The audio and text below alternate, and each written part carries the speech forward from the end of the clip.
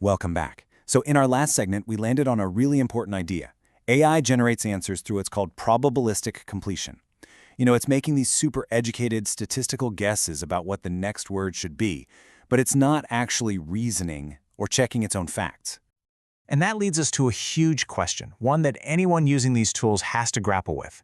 If we know how it works, why do its mistakes, its failures, look so convincing? That's the puzzle we're going to take apart in this explainer. We're going to walk through 3 really predictable failure modes, see how they all connect back to a single root cause, and then set the stage for how we can actually build safeguards to manage them.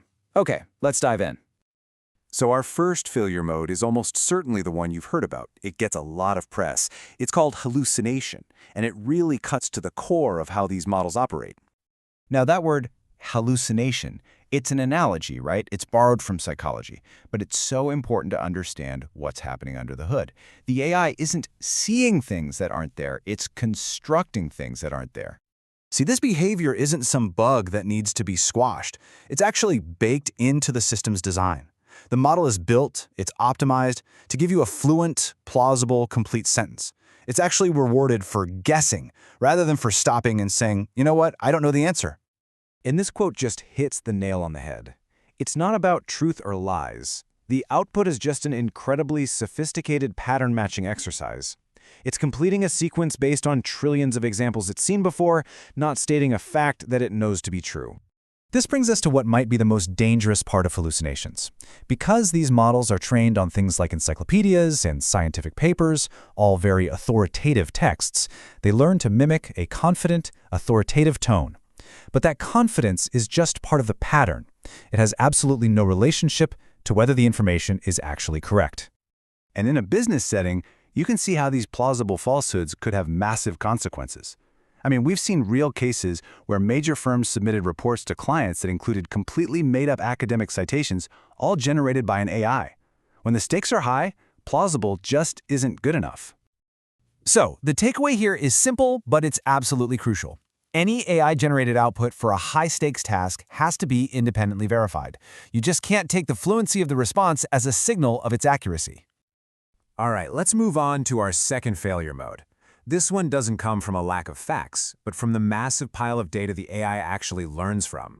And just like with hallucination, bias isn't something a developer deliberately programs into the system. It's something the AI absorbs. It learns the statistical patterns from all of its training data, which is, a huge chunk of the internet, books and articles written by humans. The best way to think about it is that the AI is holding up a giant statistical mirror to all the data we've given it. And if that data contains historical inequalities, stereotypes, cultural imbalances, and trust me, it does, then the model will learn those correlations and reproduce them, warts and all. And this can show up in some really subtle but pretty harmful ways. For instance, a model might be statistically more likely to connect the word nurse with female pronouns and engineer with male pronouns just because that's the dominant pattern in the text it learned from. You can imagine the problems that creates in automated hiring tools or loan applications. It is so important to get this distinction right. The bias we're talking about in AI is structural. It's woven into the very statistical fabric of the model. It's not like a single bad line of code or some malicious policy that you can just go in and delete. Now, developers are working really hard to mitigate bias with filters and fine-tuning, but it is fundamentally an unsolved problem. And why is that? Well, in part, it's because even the human feedback we use to correct the model can bring its own biases to the table.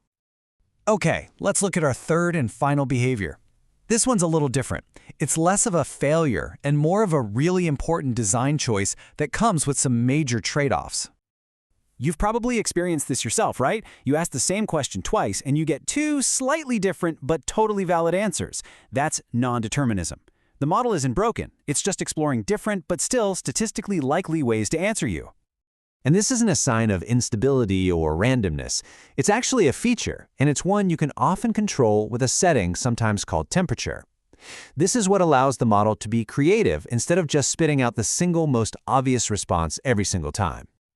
So this trade-off is really at the heart of using AI well. For some jobs, like compliance or auditing, you need perfect consistency. You need determinism. But for creative work, like brainstorming ideas or drafting emails, that same variability becomes its superpower. Now, here is where it all comes together, and this is what's so fascinating. These three totally different behaviors, hallucination, bias, and non-determinism, they all spring from the exact same source.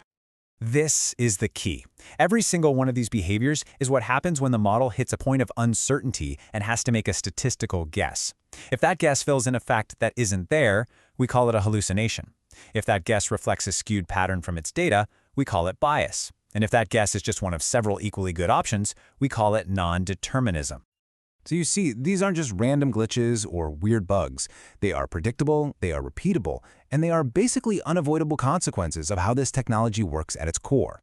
And recognizing these built-in limitations isn't a reason to give up on the technology, not at all. In fact, it's the absolute first step you have to take to build AI systems that are genuinely useful and reliable.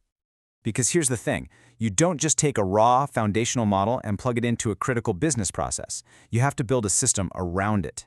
You have to add layers of safeguards specifically designed to manage these predictable failure modes.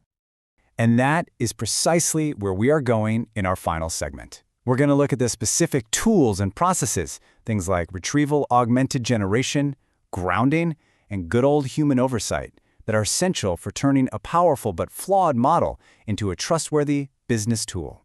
Because this is the foundation of using AI responsibly and effectively.